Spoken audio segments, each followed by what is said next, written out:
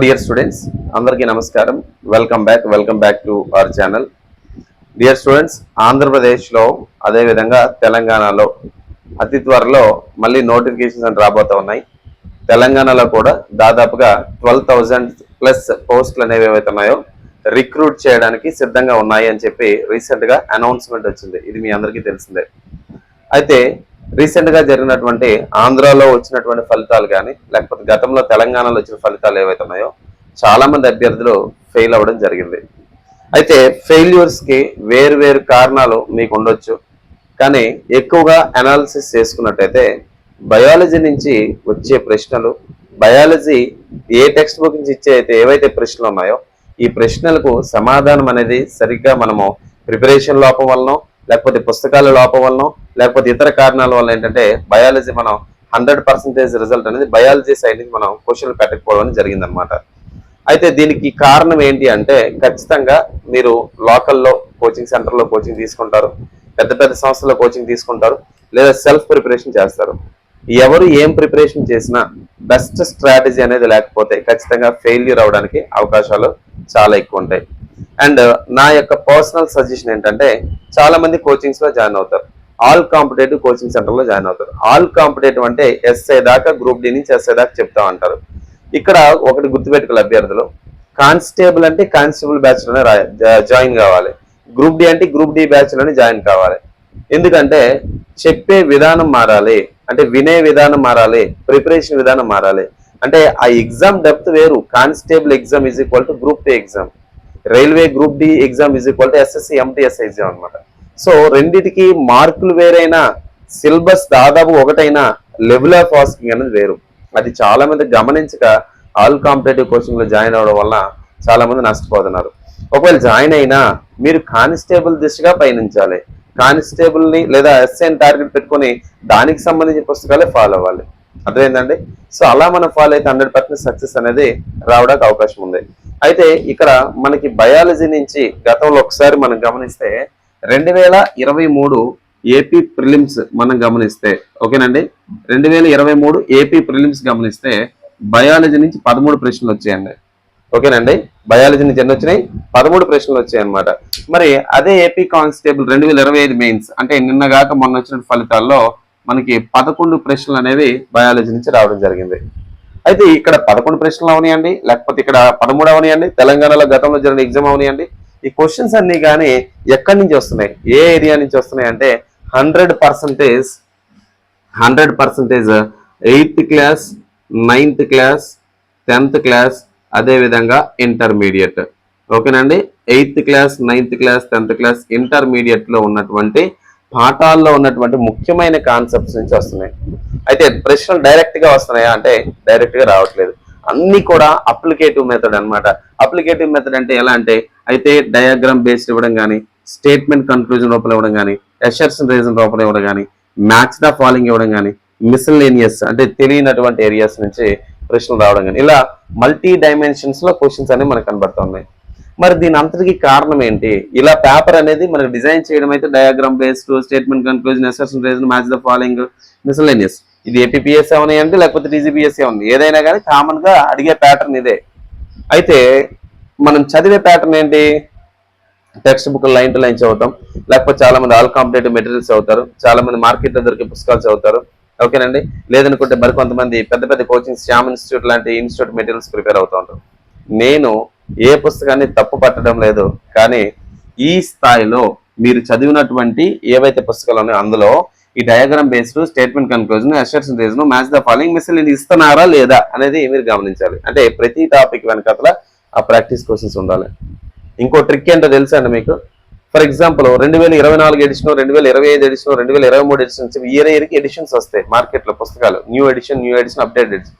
వాళ్ళు ఏం చేస్తున్నారంటే అందులో జరిగిన మిస్టేక్ ఏంటంటే ఒక చిన్న ఒక మిస్టేక్ ఫైండ్ అవుట్ చేయడం జరిగింది. పుస్తకం మీద ఏమంటే మన జరిగినటువంటి 2025 కానిస్టేబుల్ కి సంబంధించి ప్రశ్నలని మన పుస్తకంలో నుంచి వచ్చినాయి అంటారు. కానీ వాళ్ళు ఏం చేస్తారండి, ముందు ఆ క్వశ్చన్ పేపర్ చూసి ఆ క్వశ్చన్ పేపర్ ఏ ఏరియాస్ క్వశ్చన్లు అడిగాడో ఆ ఏరియాస్ ని ఇంప్లిమెంట్ చేసే పుస్తకంలో రాస్తారండి. అంటే క్వశ్చన్ పేపర్ చూసి అందులో ఆన్సర్ అనేది, కంటెంట్ అనేది పెంచారు తప్ప కంటెంట్ నుంచి అందులో ప్రశ్నలు అనేది ఇవ్వడం అనేది జరగట్లేదు. అయితే జరగచ్చు, కానీ నా యొక్క అనాలిసిస్ ప్రకారంగా 10% పుస్తకాల్లో మాత్రమే ఇక్కడ మనకి ఏంటంటే ఈ డైరెక్ట్ గా పుస్తకంలో నుంచి క్వశ్చన్ ఇచ్చే అవకాశం ఉంది.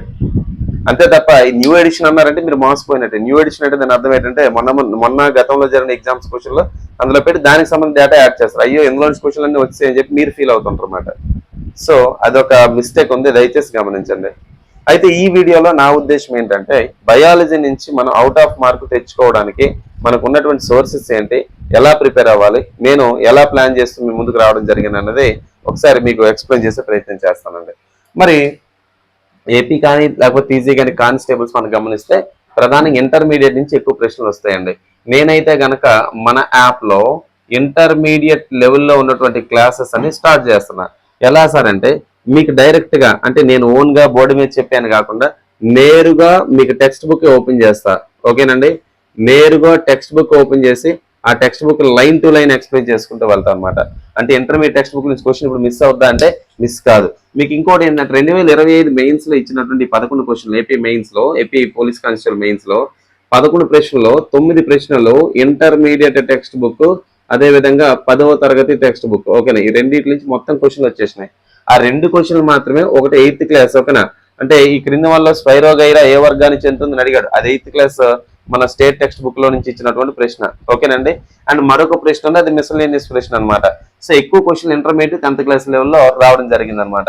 అయితే అందుకే నేనేమంటానంటే బెస్ట్ సొల్యూషన్ ఏంటంటే ఇంటర్మీడియట్ టెక్స్ట్ బుక్ ప్రిపేర్ అవడం.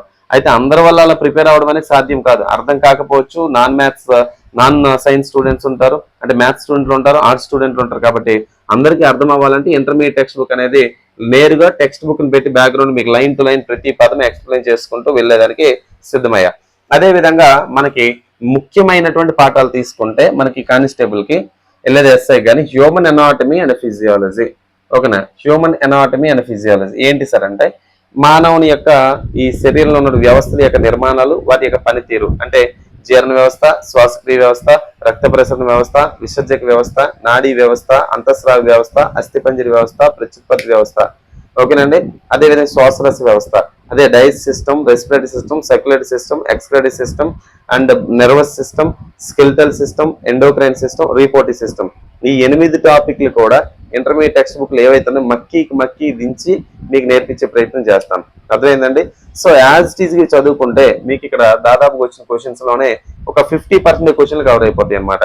అండ్ అదే విధంగా intermediate text book plant anatomy, అదే విధంగా ఫిజియాలజీ. ఎక్కువ ప్రశ్నలు ఎక్కడ వస్తాయంటే మొక్కలు స్వరూప శాస్త్రం, అంటే ప్లాంట్ మార్ఫాలజీ.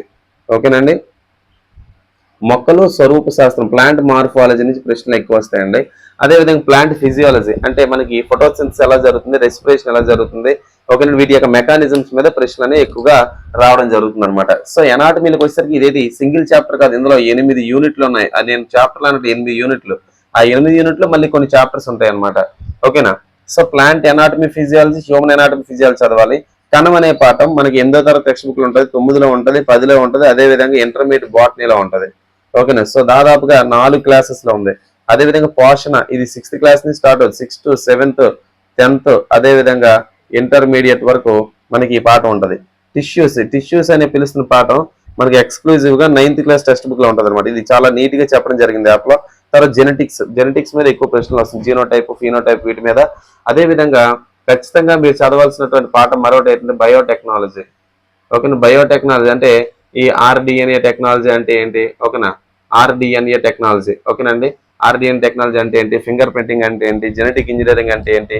అదే విధంగా ముఖ్యమైనటువంటి పాఠం ఏంటంటే మనకి అప్లికేషన్స్ అంటే మనం ఎలా చెప్తాం అంటే అప్లైడ్ బయాలజీ, అంటే ఇంటర్మీడియట్ సెకండ్ ఇయర్ జువాలజీలో ఉంటుంది అనమాట. ఓకే, అప్లైడ్ బయాలజీ అంటే అనువర్తన జీవశాస్త్రం అంటారు. అంటే సిటీ స్కాన్ అంటే ఏంటి, ఎంఆర్ఐ స్కాన్ అంటే ఏంటి. అదే విధంగా మనకి అప్లైడ్ బయాలజీలోనే పశువుల పెంపకం ఏంటి, కోళ్ళ ఫామ్, ముఖ్యమైన కోళ్ళు ఏవి, గుడ్లు పెట్టేవి, ఆవుల జాతులు ఏవి, ఎకనామిక్ జువాలజీ, ఆర్థిక జీవశాస్త్రం, ఆర్థిక జంతు శాస్త్రం కూడా చాలా చాలా ఇంపార్టెంట్ టాపిక్ అనమాట. సో ఈ ఇంటర్మీడియట్ అంశాలని జాగ్రత్తగా ప్లాన్ చేసుకొని ప్రిపరేషన్ చేసి సెల్ఫ్ గా నోట్స్ రాసుకోవాలి. ఓకే, సెల్ఫ్ గా నోట్స్ రాసుకొని ఆ నోట్స్ కూడా ఏది ముఖ్యమైన పాయింట్లు అవే రాసుకోవాలి. మళ్ళీ మరొక బుక్ అనేది తయారు చేసుకోకూడదు అనమాట. ఇలా మనం ప్రిపేర్ అయితే మంచి రిజల్ట్స్ వస్తాయి. అయితే ఇంకొకటి ఏంటంటే మీకు యాక్చువల్ గా ఈ బయాలజీకి సంబంధించి, ఓకేనండి, బయాలజీకి సంబంధించి నేనైతే కనుక మీకు పూర్తిగా ఇవ్వండి ఇంటర్మీడియట్ పుస్తకాలు చదవాలా, అకాడమిక్స్ పుస్తకాలు చదవాలి, శ్యామ్ పుస్తకాలు చదవాలా. చాలా మంది నాకు తెలిసిన అబ్బాయిలు శ్యామ్ బుక్స్ చదువుతున్నారు అనమాట. Okay, Shyam books Telugu medium బాగుంది, కానీ శ్యామ్ బుక్స్ ఇంగ్లీష్ మీడియం ఏదైతే ఉందో, ఇంగ్లీష్ మీడియం అనేది నా దృష్టిలో నేను అనాలిసిస్ చేసుకుని అయితే ఫెయిల్యూర్. అంటే ప్రిపరేషన్ కి మీకు సరిపోద్ది అని నేనైతే అనుకోవట్లేదు. ఓకేనండి. అండ్ ఇదే కాకుండా నేను ఈ బుక్ ని ఎందుకు మెన్షన్ చేస్తాను, ఈ బుక్స్ ఎక్కువ చదువుతున్నాను నేను, పిల్లల్లో గమనించాను అనమాట. సో తెలుగు మీడియం వరకు ఓకే, నేను 100% చెప్తాను. ఇంగ్లీష్ మీడియం అయితే కంటెంట్ కొంచెం తక్కువ ఉందని చెప్పి నా ఒపీనియన్. చదివితే చదవచ్చు, లేదంటే మీ ఇష్టం. జస్ట్ నా ఒపీనియన్ చెప్పడమే జరిగింది. ఆ సంస్థ ఎక్కడ ఉందో కూడా నాకైతే తెలియదు. ఓకేనండి, రైట్. నెక్స్ట్, అకాడమీ బుక్స్ చదవాలి. 100% అకాడమీ పుస్తకాలు చదువుకోవాలి. అకాడమీ పుస్తకాలు ఇది నథింగ్ బట్ ఇంటర్మీడియట్ బుక్స్ అనమాట. ఇవి చదువుకోవాలి. మళ్ళీ ఎన్సీఆర్టీలు టచ్ చేయకూడదు, స్టేట్ పుస్తకాలు చదువుకోవాలన్నమాట. అయితే బయాలజీలోని గతంలో అడిగిన 13 క్వశ్చన్లు కానీ 11 క్వశ్చన్లు కానీ ఒకసారి ఈ ప్యాటర్న్ గమనించిన తర్వాత నేను ఒక డెసిషన్ ఏం తీసుకున్నానంటే, మనం ఇమ్మీడియట్ గా ఈ రోజు నుంచే ఏం చేస్తానంటే, ఒక టాప్ 500 మెంబర్స్ ని ఒక బ్యాచ్ కింద నేను తీసుకుపోతా ఉన్నా ఆన్లైన్ లో. ఒక టాప్ 500 మెంబర్స్ అంటే ఒక 500 మెంబర్స్ మాత్రమే తీసుకుంటానండి. ఓకేనా, 500 మెంబర్స్ మాత్రమే తీసుకుంటున్నాను. 500 మెంబర్స్ ని తీసుకొని ఓకేనా పూర్తి స్థాయిలో ఓకేనా కానిస్టేబుల్ ప్రిలిమ్స్ మెయిన్స్ ఎగ్జామ్స్ అయ్యేదాకా ఈ 500 మెంబర్స్ బ్యాచ్ అనేది టెలిగ్రామ్ గ్రూప్ అనేది క్రియేట్ చేసాం ఆల్రెడీ. టెలిగ్రామ్ గ్రూప్ లింక్ అనేది ఇస్తాం. గ్రూప్ లో చేరితే ప్రతిరోజు అప్డేట్స్ వస్తాయి. అయితే ఒక 500 మెంబర్స్ ని తీసుకొని ఈ బయాలజీకి సంబంధించి 100% ఎఫర్ట్స్ పెట్టి ప్రతిరోజు కూడా నేనైతే ఏం చేస్తానంటే, ప్రతిరోజు మీకు టాపిక్ అనౌన్స్ చేస్తా యాప్ లో. యాజ్ ఇఫ్ నౌ ఇప్పటికైతే ఏ క్లాసెస్ లేవు, కానీ మీకు ప్రతిరోజు కూడా ఒక టాపిక్ అనౌన్స్ చేస్తా. అనౌన్స్ చేయడం అంటే ఆ టాపిక్ ని యాడ్ చేయడం జరుగుతుంది. మరియు ఆ టాపిక్ ని యాప్ లో యాడ్ చేయడం జరుగుతుంది. ఆ టాపిక్ ని మీకు ముందు రోజు ఇచ్చి ఓకేనండి, ఆ టాపిక్ ని ముందు రోజు ఇచ్చి మరుసటి రోజు అదే టాపిక్ మీద మీకు 10 క్వశ్చన్లు diagram based, statement conclusion, assistant reason, match the following, miscellaneous. Okay, ఆ టాపిక్ మీద ప్రతిరోజు కూడా టెలిగ్రామ్ లో ఫ్రీ ఎగ్జామ్స్ అనేవి జరుగుతాయి. ఎలా అంటే ఆ పీడిఎఫ్ మీకే పెట్టేస్తాను అనమాట. ఓకేనండి, మీరు ఎక్కడెక్కడో ఇన్స్టిట్యూట్ లో ఎగ్జామ్ సండే వీళ్ళు రాస్తున్నారు కదా, ఆ పరిస్థితి లేకుండా మీకు టైం సేవింగ్ అవడానికి ఈ బయాలజీ సైడ్ నుంచి అయితే నేనైతే ఏం చేస్తానంటే 100% 100 out of 100% ఏం చేస్తామంటే, ఈ బయాలజీ సైడ్ నుంచి 100 out of 100% statement conclusion, assistant reason, match the following, miscellaneous, diagram based questions అనేవి మీకు తయారు చేసి ఎగ్జామ్ పెట్టడం జరుగుతుంది. అది కూడా టెలిగ్రామ్ లో. అయితే మీకు కాన్సెప్ట్ ఏదైతే మీకు ఎగ్జామ్ పెట్టబోతున్నా ఆ కాన్సెప్ట్ యాప్ లో ఫలానా వీడియో నెంబర్ ఎంత, ఏ వీడియో నెంబర్ నుంచి ఏ వీడియో నెంబర్ దా ప్రిపేర్ అవ్వాలి, ఇలా ప్రతిరోజు కూడా మీ కాన్సెప్ట్ యాడ్ చేస్తాం. అయితే మీ ప్రతిరోజు పెట్టే ఎగ్జామ్స్ లో ఏంటంటే ఒక చాప్టర్ పెట్టను, ఒక్కొక్క కాన్సెప్ట్. ఫర్ ఎగ్జాంపుల్ రక్త ప్రసరణ వ్యవస్థ ఉంది, ఒక 5 కాన్సెప్ట్లు ఉంటాయి ముఖ్యంగా, ఒక కాన్సెప్ట్ మీద ఎగ్జామ్ పెడతాం. అలా ఇప్పటి నుంచి మనం ప్రిపేర్ అయితే ఖచ్చితంగా రిజల్ట్స్ వస్తాయి. అయితే మీకు కండక్ట్ చేసే ప్రతి ఎగ్జామ్ కూడా ఎక్కడి నుంచి నేను ఇస్తానంటే ఇంటర్మీడియట్ పుస్తకాల నుంచి ఇస్తాను అనమాట. ఓకేనండి.